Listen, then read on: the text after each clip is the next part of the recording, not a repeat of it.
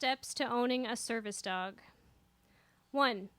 Join the military at 17 to serve your country, and as a way to get a college degree without debt. Serve 9 years and 7 months on active duty. 2. Separate from the military as soon as your commitment is complete in order to get away from frequent deployments and harassment. 3. Realize that your experiences in the military affected you in ways you don't understand.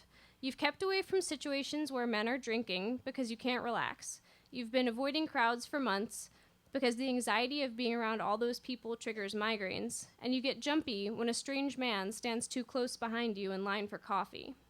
4. Visit local animal shelters to pick out a dog for a new running and hiking buddy now that you won't have to worry about short-notice deployments. Choose one that is athletic, high energy, with intelligent eyes, and a tendency to lick your fingers and face.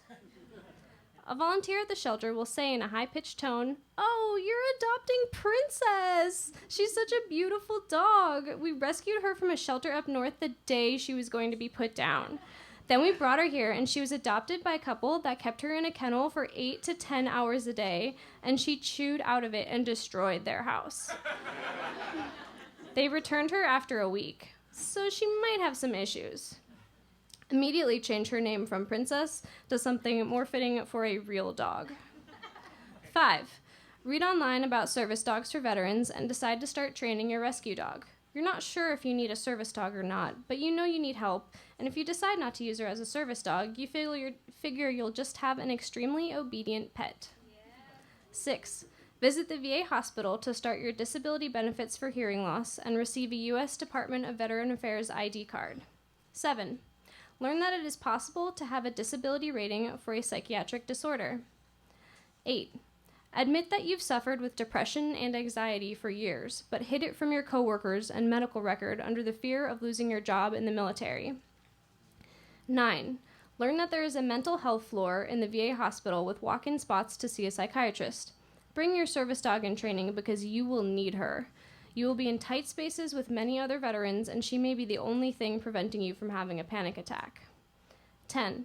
Focus on your dog. When you sit in the mental health waiting area under the buzzing fluorescent lights, she will sit obediently at your feet, completely relaxed, with her attention on you.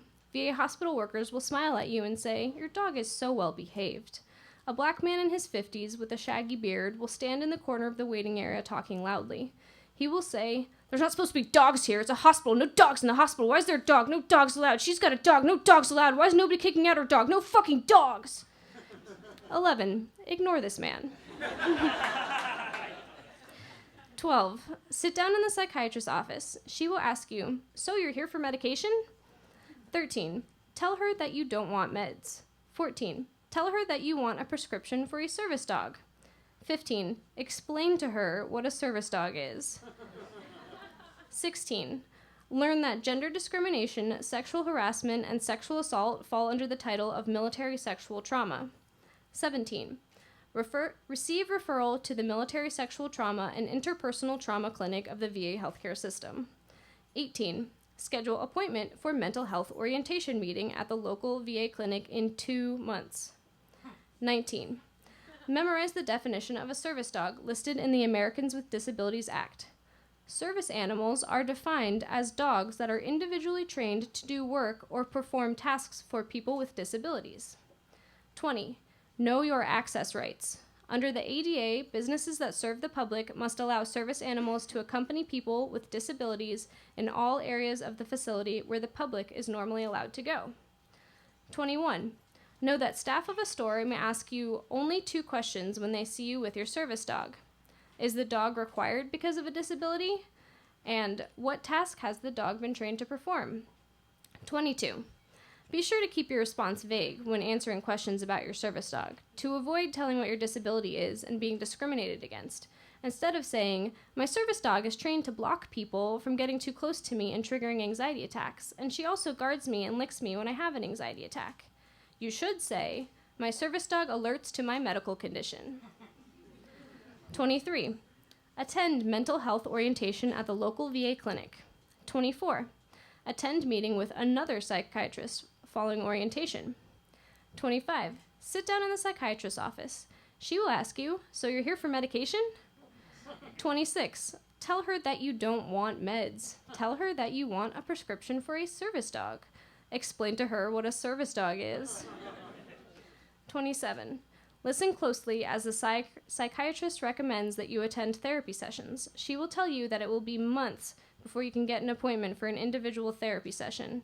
You're better off signing up for the group therapy sessions. We have one for anxiety, one for depression, and a women's veteran group that meets once a month. We start the new groups in cycles, so you'll have to wait 3 months until the next ones start. We can sign you up now and call you before the group starts. 28.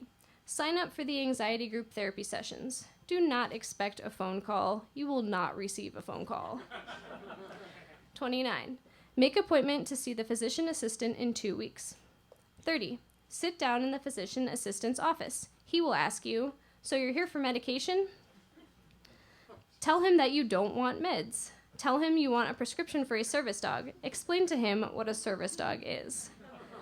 Receive prescription for a medical alert service dog to assist with your diagnosed PTSD. 33. Contact nonprofit organization Train a Dog, Save a Warrior to receive funding for service dog training. The man who answers the phone will say, "How long were you in the military for? Don't you think you deserve free service dog training for everything you went through?"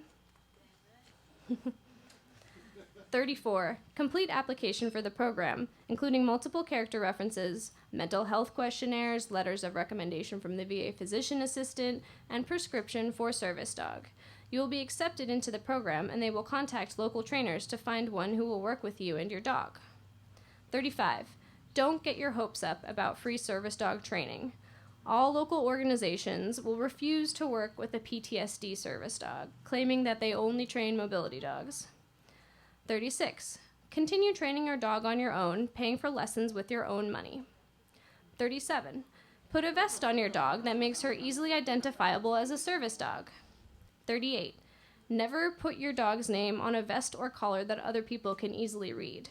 They will yell your service dog's name and try to distract her. 39. You can add a patch that says Disabled Veteran. 40. Be prepared to answer questions such as, "How is the dog a disabled veteran? Was she in combat in Iraq?" And, "Bless you, honey. What organization are you training the dog for? I could never do that. Train a dog and give it away." 41. Explain to strangers that the service dog is, in fact, for you, and that you are the disabled veteran. Does anyone see a short blonde woman with a dog and think she must be a veteran? Expect the stranger to become confused, and then the next question will be, "Oh, so you have PTSD? I heard about that on NPR." 42. Politely explain that it is actually extremely rude to ask a stranger about her medical history.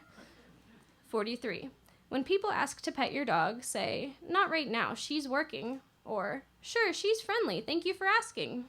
Elu, no. 44. Expect drive-by pettings and people whistling and calling to your dog when in public places. 45.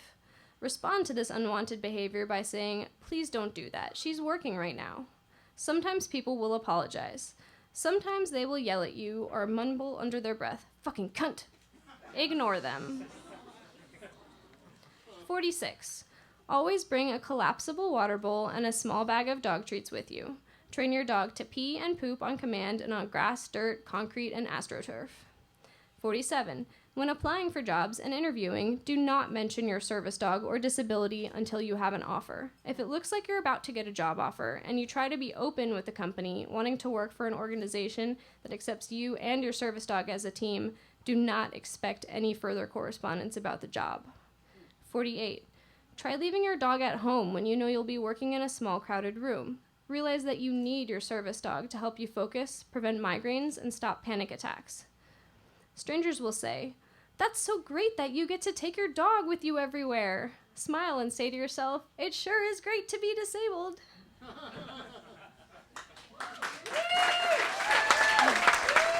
That is VAMP first-timer Tenley Lozano with Duke.